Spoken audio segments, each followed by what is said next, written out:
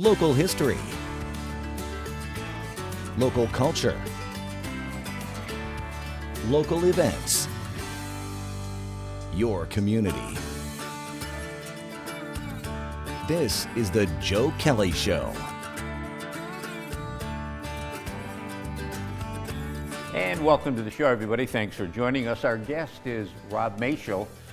The good sheriff has been the sheriff of Oneida County since January 1st, 2011, wherever the year's gone, huh? It's flown by. Yeah, I guess I'll bet it time has. flies when you're having fun. Is that Yeah. the saying? And let me see if I get it right.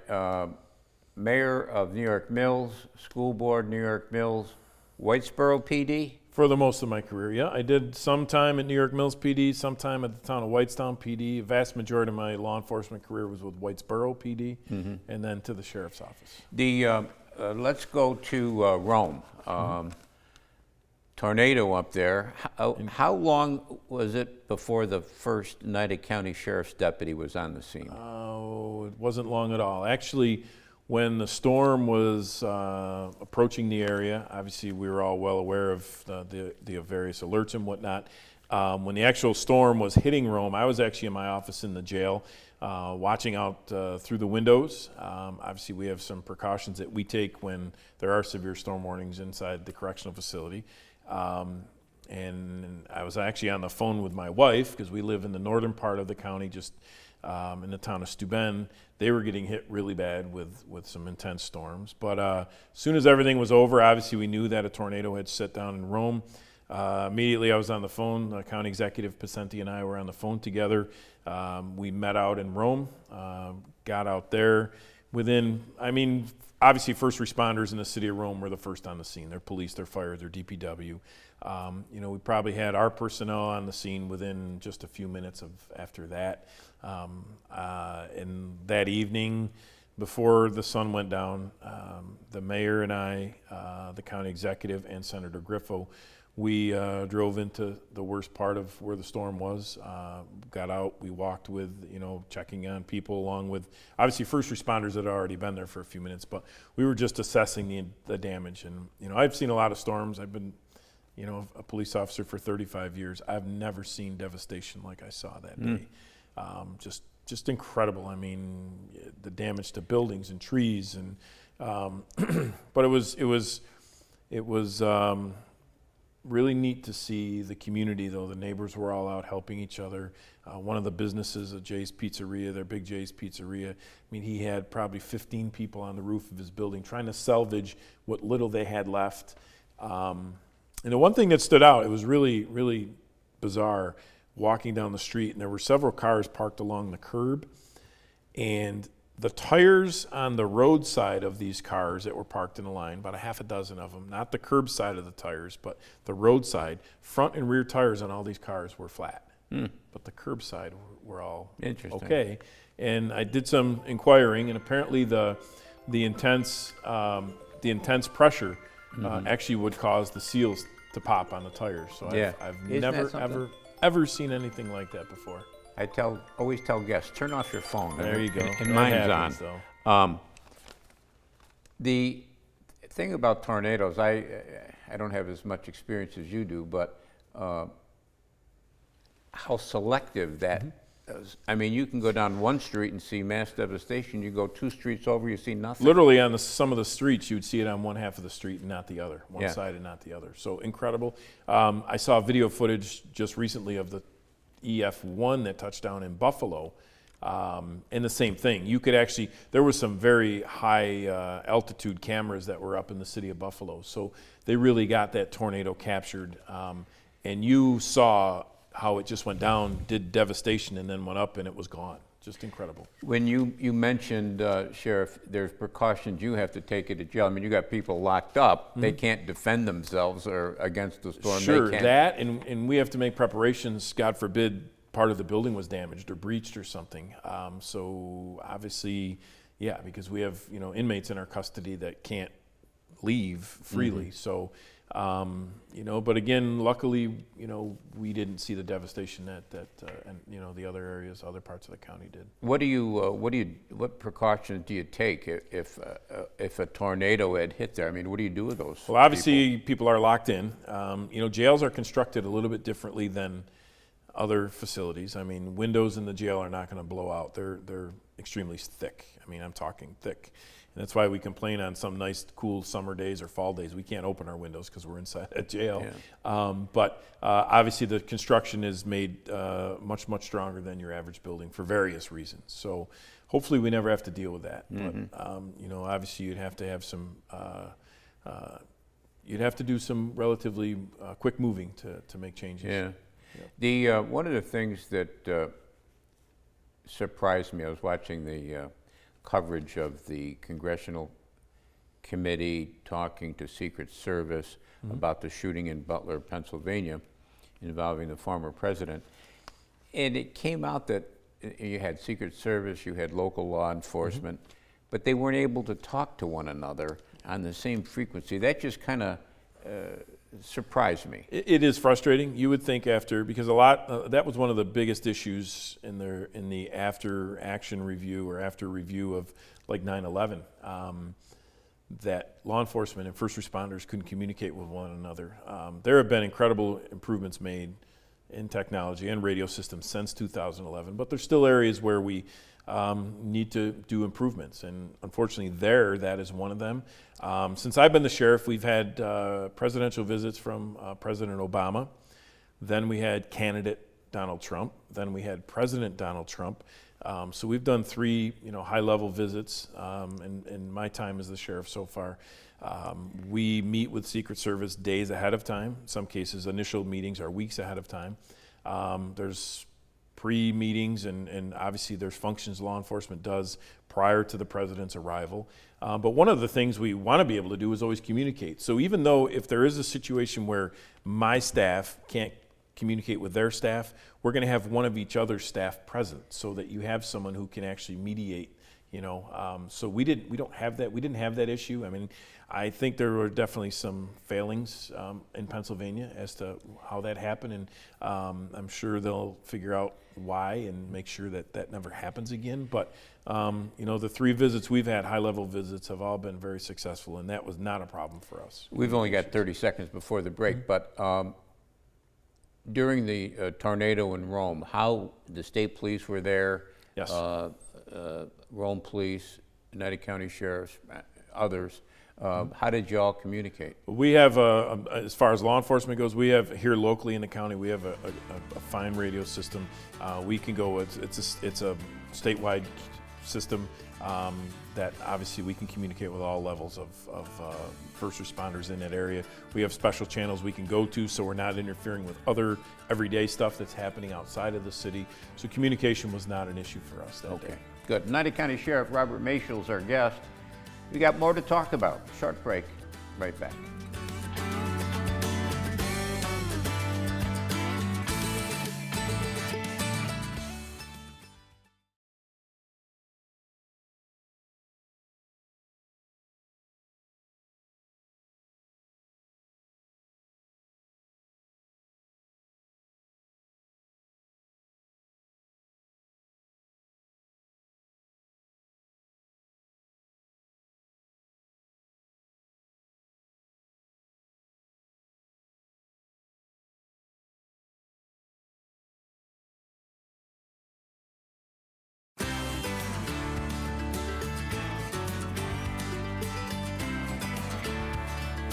And welcome back, everybody. Thanks for sticking with us. United County Sheriff Robert Maciol is our guest.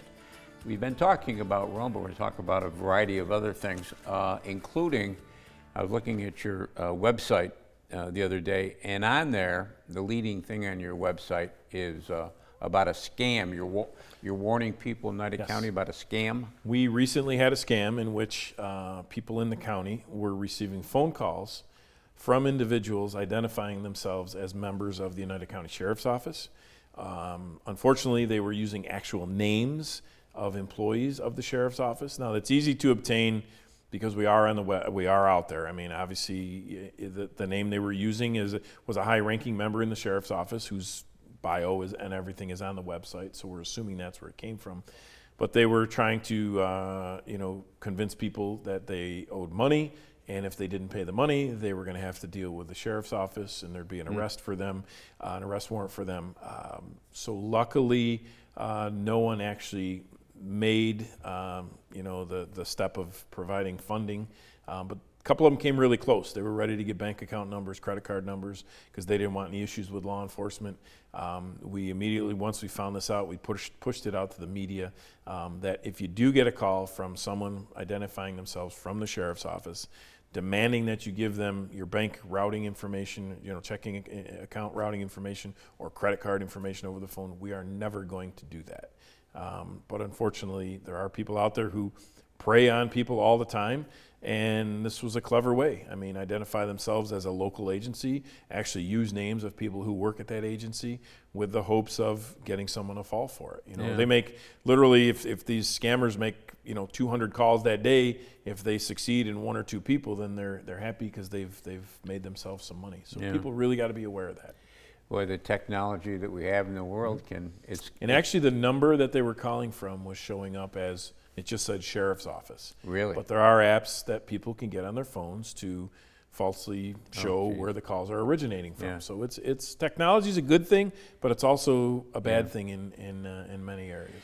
I guess if there's ever a doubt, you can just always hang up the phone and call Absolutely. the sheriff's Call us up. Our number's been the same since phones have been in existence, 736-0141, and at the sheriff's office, and you can verify through our dispatch center anything you want. So. In terms of incidents, there's also been a couple of incidents on the road, and when I read about this, I thought about you, because you, way back sitting in that chair, were telling me that it's a problem waiting to happen in Oneida County, and it's happened several times, and that is an accident involving a horse and buggy. Yes. Unfortunately, we've seen an uptick in a couple categories. One of them is accidents involving Amish buggies. We do have a significant Amish population in Oneida County, various parts, the rural parts of the county. Each year we do a media push, we do a presser, we do public service announcements, reminding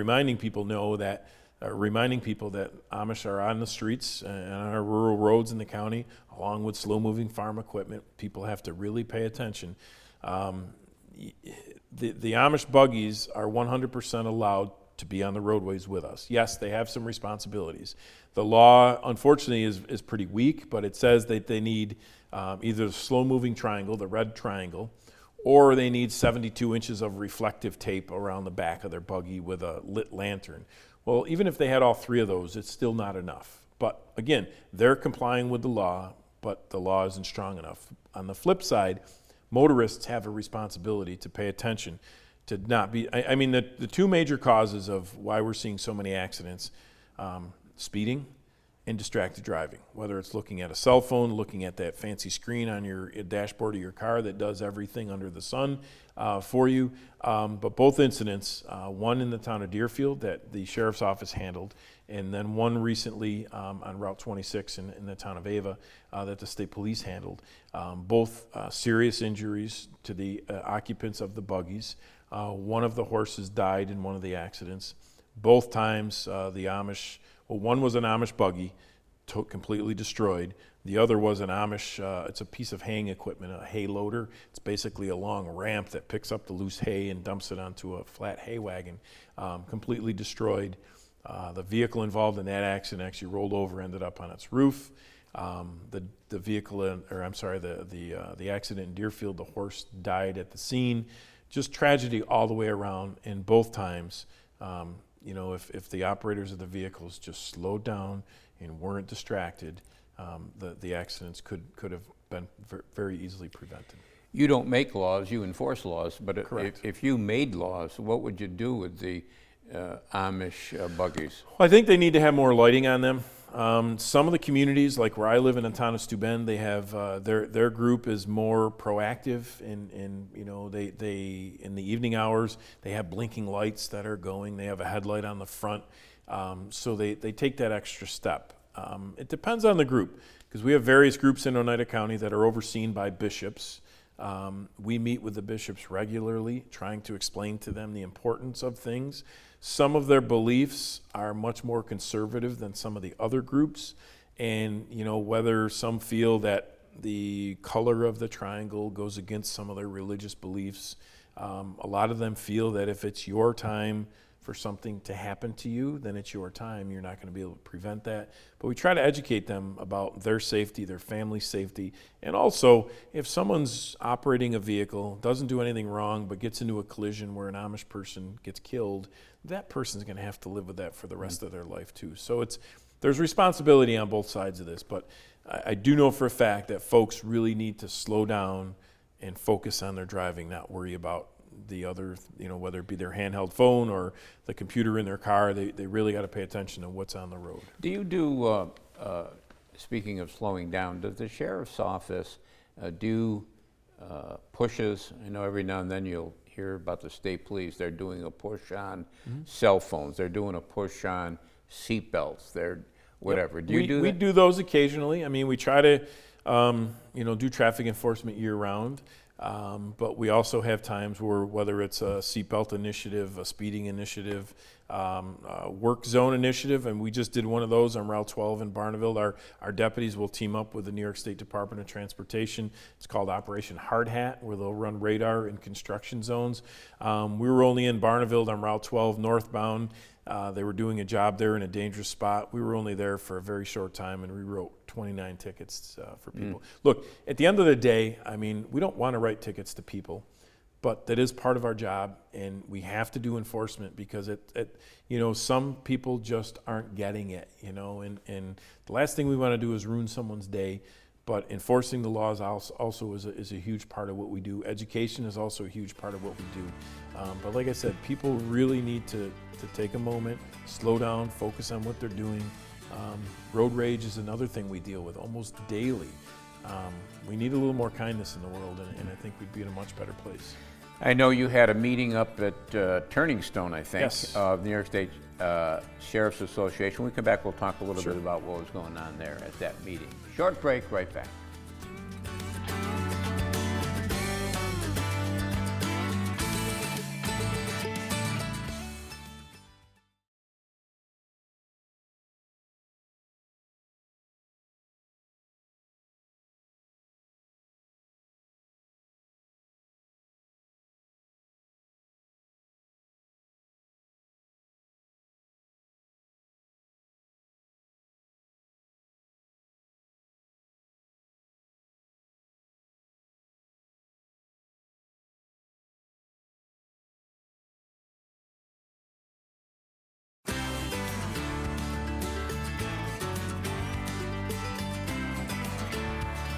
And welcome back, everybody. Thanks for sticking with us. Oneida County Sheriff Robert Maciol is our guest. He's been in office since 2011, January 1st, 2011, and it is the Oneida County Sheriff's Office, not the Oneida County Sheriff's Department, as you once gently reminded me, and I've tried to remember all these years.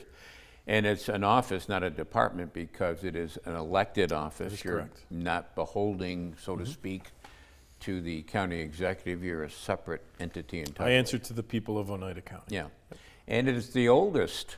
Oldest elected office in our governmental structure, to be honest with you. If you research sheriff, and I mean, sheriff goes back to way before government was even formed. Yeah. It's pretty neat. And you impressed me once, well, you impress me all the time, but you impressed me once when you knew the name of that first sheriff.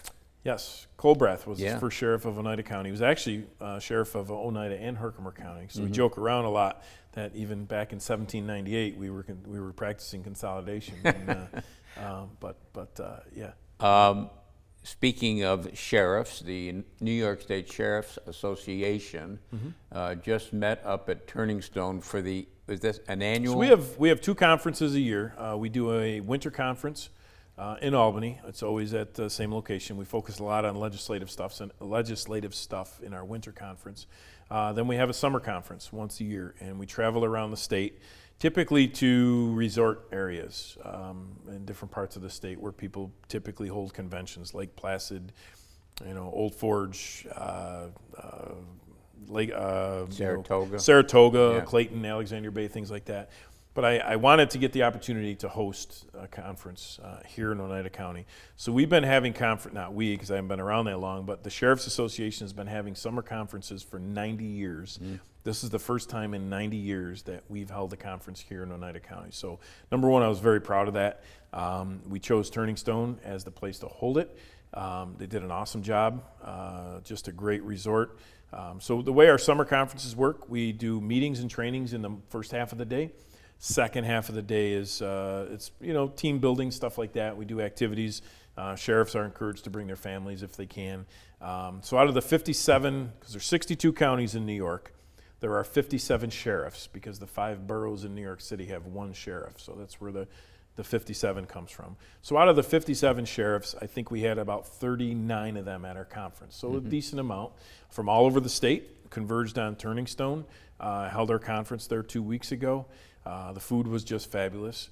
The golf was unlike any other experience. Great golf courses. We also took them off site. I took the sheriff's skeet shooting out in Vernon, and they truly loved that. And the folks at the Vernon Shooting Preserve were awesome. Took them to a private car collection here in Oneida County, a gentleman that has a private car collection that loves to show it off. Took my colleagues there.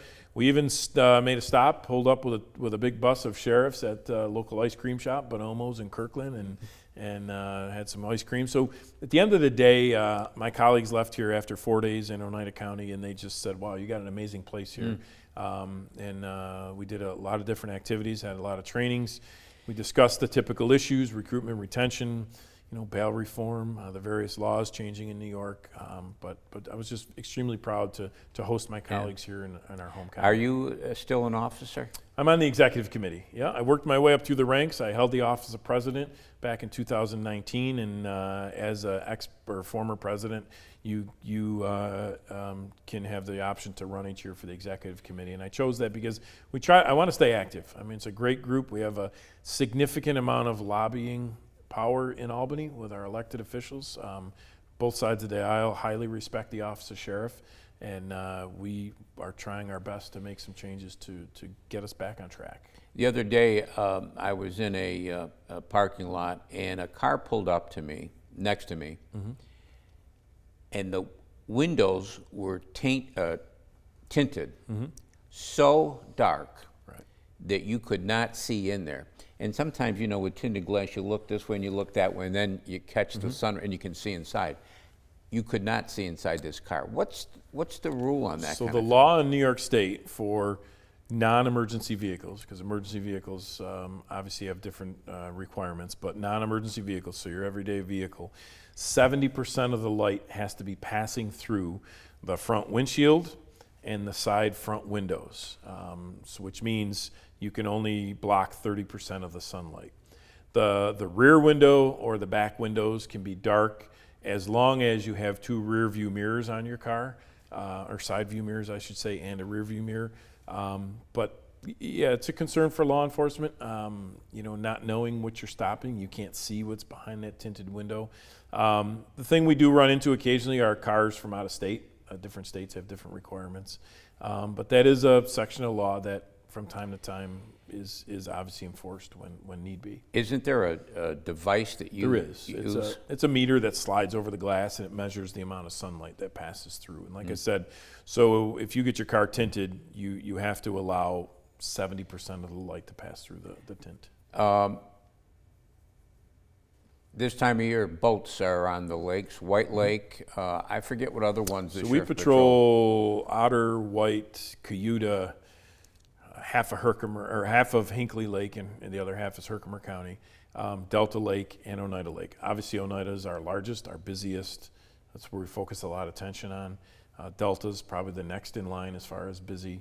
and traffic-wise on the waterways. And then the others fall into play. Can't forget the Mohawk River. We have a grant with New York State Canal Systems.